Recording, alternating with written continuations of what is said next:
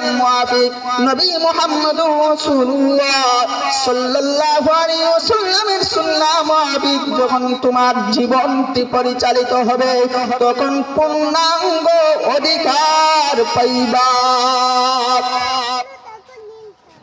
আর যদি কিয়ামত পর্যন্ত যদি তোমাকে হায়াত দান করা হয়, আর যদি তোমার অধিকার পাওয়ার জন্য যদি রাস্তায় নামো, আর যদি সেটি কোরআন মুআফিক না হয়, মানব রচিত সংবিধান দ্বারা যদি অধিকার তৈরি হয়, তাহলে কিয়ামত পর্যন্ত তোমার অধিকার আদায় করতে পারবে না।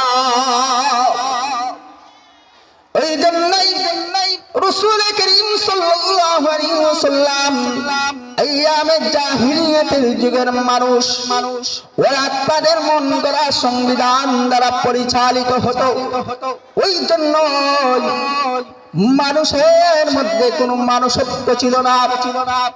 আল্লাহর নবী বিশ্ব নবী মুহাম্মদুর রাসূলুল্লাহ সাল্লাল্লাহু আলাইহি ওয়াসাল্লাম যখন কোরআন মুআফিক যখন রাষ্ট্র পরিচালনা শুরু করলেন তখন সব শ্রেণীর মানুষ তার শ্রেণী মুআফিক তার অধিকার পেয়েছে, কেউ তার অধিকার থেকে বঞ্চিত হয় না।